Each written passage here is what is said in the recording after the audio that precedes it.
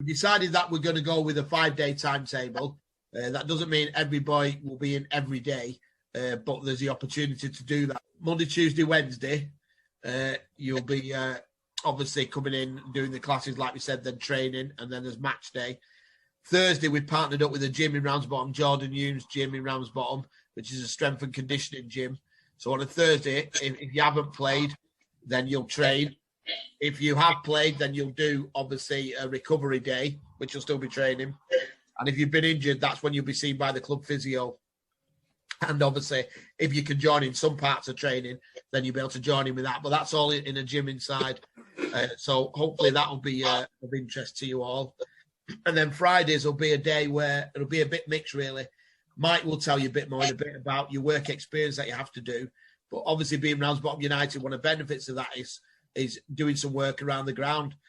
We were hoping Chris would be with us tonight, but unfortunately, he's had to pull away for family issues. I spoke to him this afternoon. He's putting together a match day package.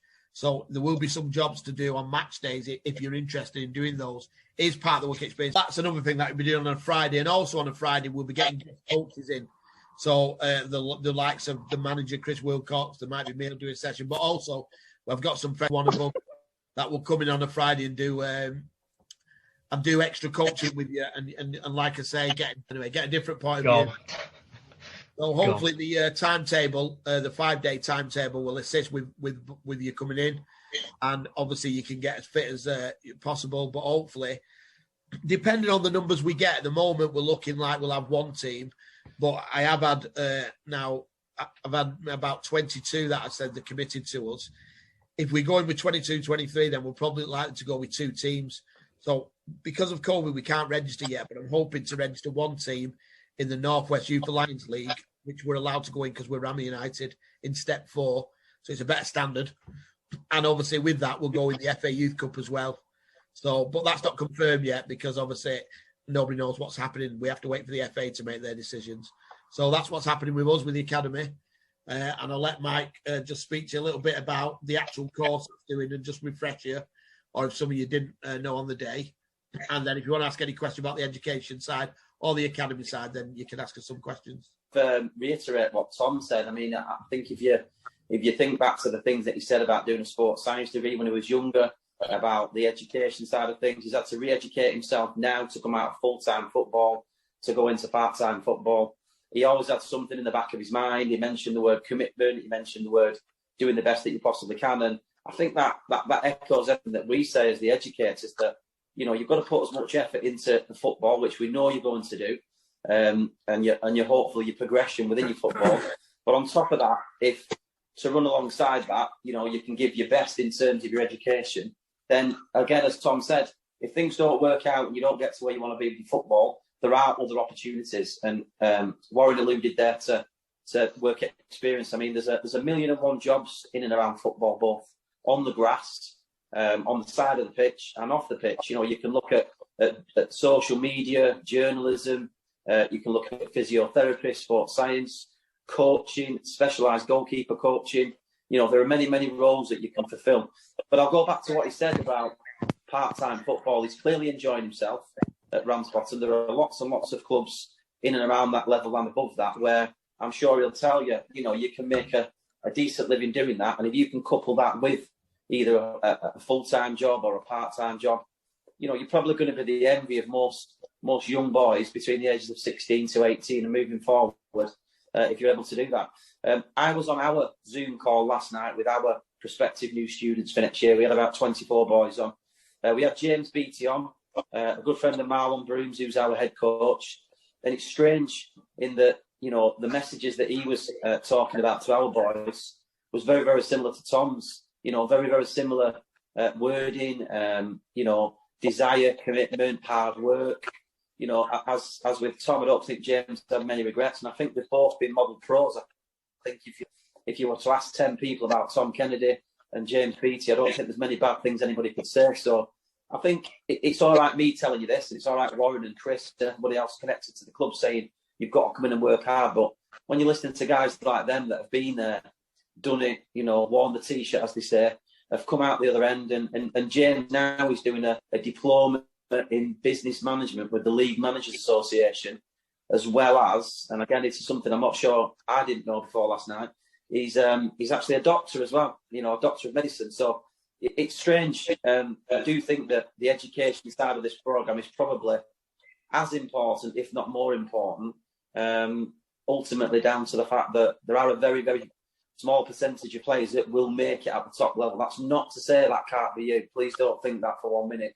But I think you have to arm yourself with as many options as you can, which means as many qualifications as you can, and just throw everything at it.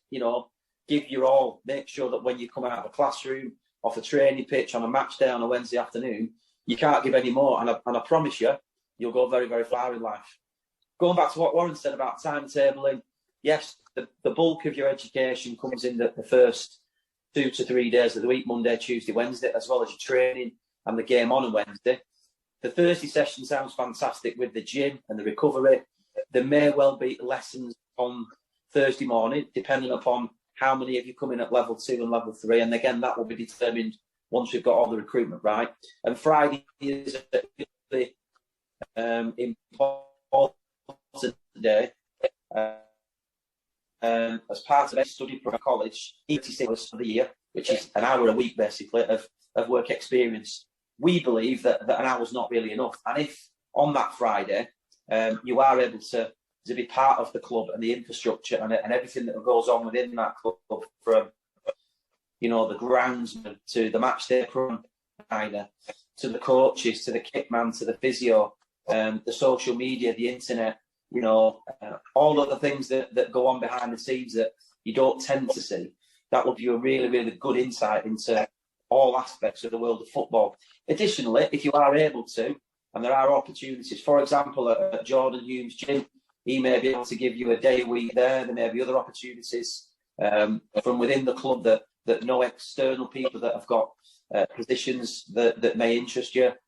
And again, you can have a look at yourself and say, actually, I've got a friend who said I can go as a study program. It's education, it's football education, it's match day experience. The Youth Alliance is a fantastically competitive, outstanding league for you to go and perform in.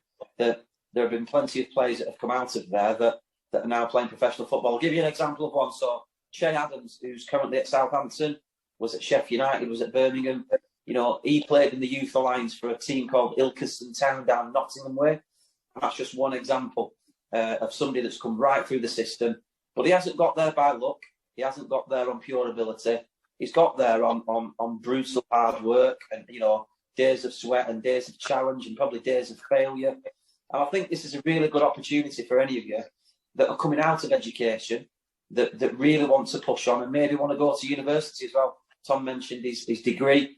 You've got a really good opportunity, and I get the feeling with the likes of Warren and Chris and Dominic and Tom Kennedy and Chris Wilcock, Chris Stanley, and Harry and everybody that's involved in that club. They will give you an unbelievable platform.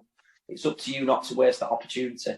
The main thing for you guys to be doing now, and there's still a bit of uncertainty with the government and the Department for Education about exams. It's looking like you'll get awarded your grades from school based upon your predicted grades. But a lot of the decision-making process will be around, are you currently engaging in your Zoom lessons? Are you turning up on time? Are you doing the work that's being asked of you? Are you doing it to the best of your ability? Don't think for 1 minute that you've got your grades, you've got your predicted grade and that's what you'll get.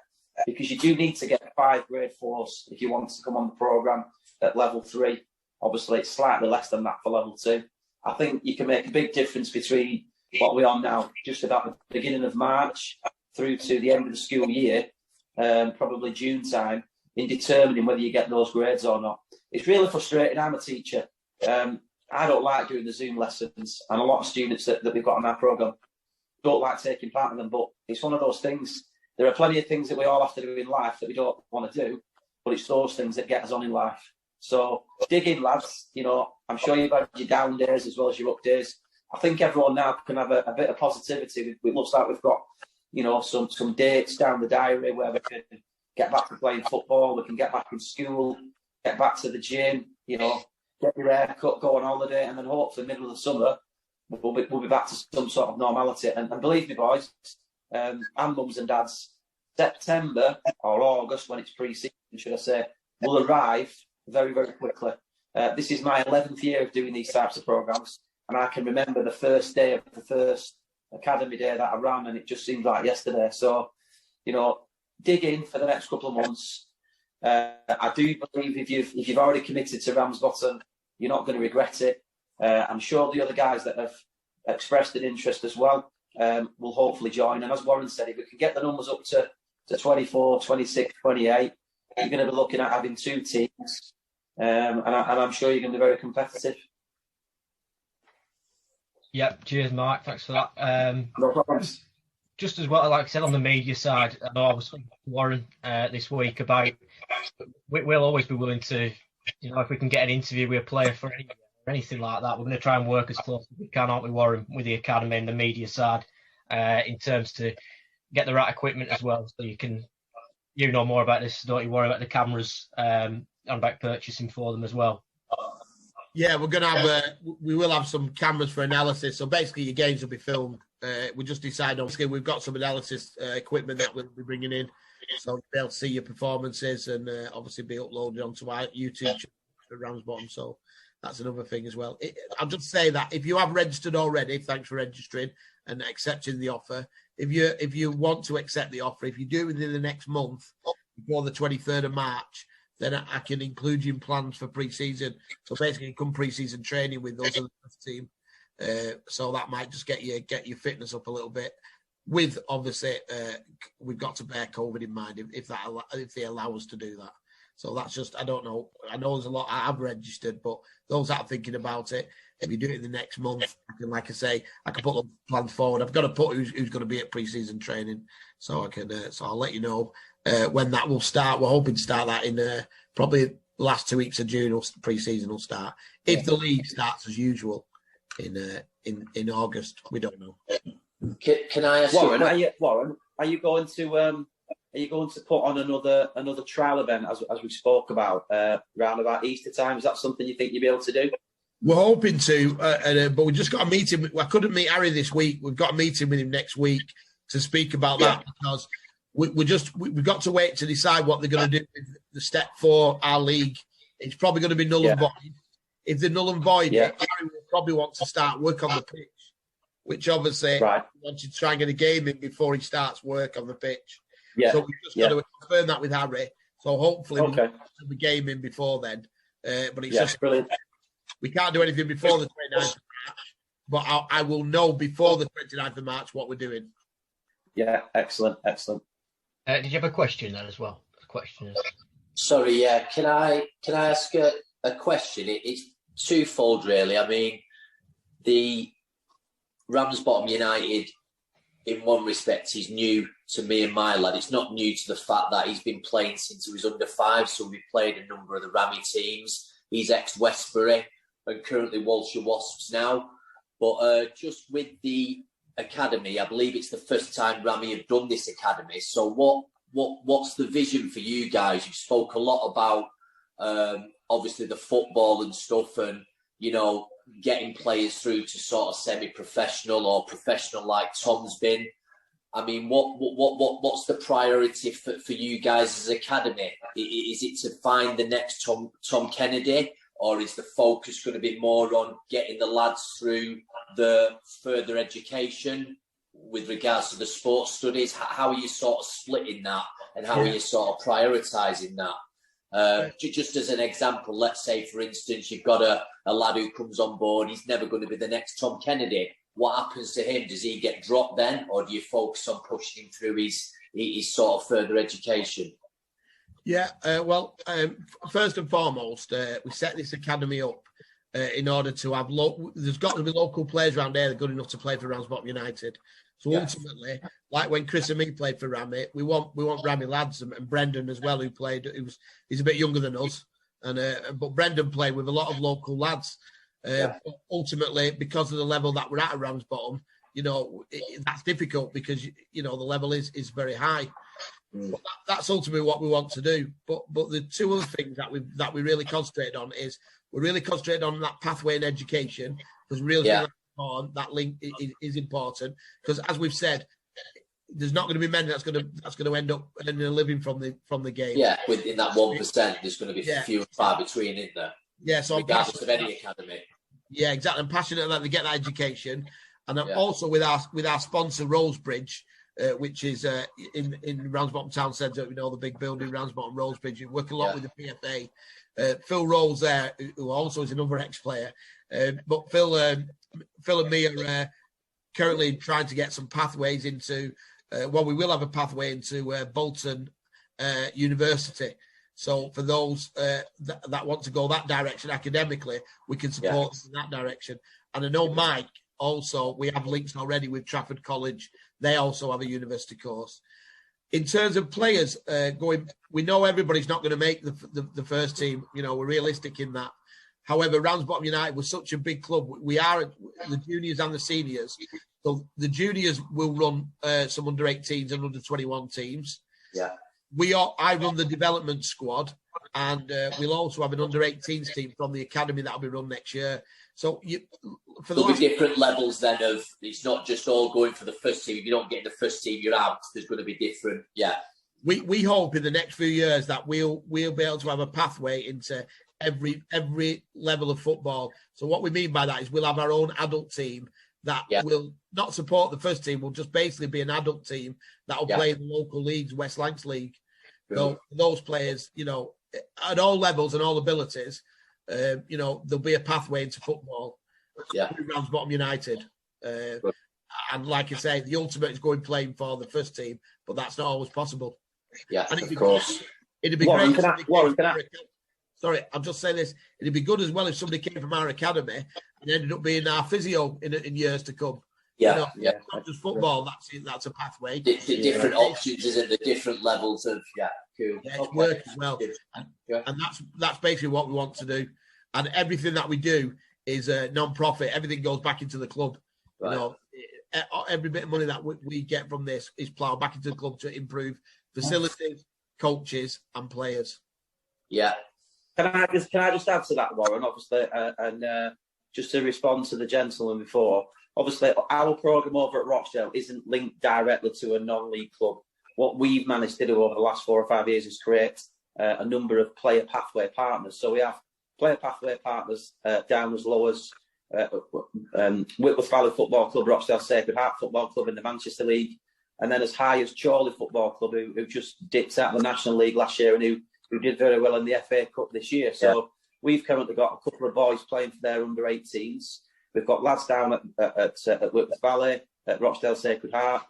We've got lads sort of up and down that ladder, if you like. And but I just want to echo what Warren said, that everybody that comes into the academy will be at a different level, and everybody's journey will stop at a different level. And what we've been able to do is to have those bus stops, if you like, so that there is an opportunity for everybody to play at the best level they can do. So it's not elitist in any way, shape or form, but like any walk of life, you will have some that do rise quicker than others. But ultimately, it's our responsibility as educators and obviously Warren as the football club to give every boy the best opportunity they can. Manage expectations.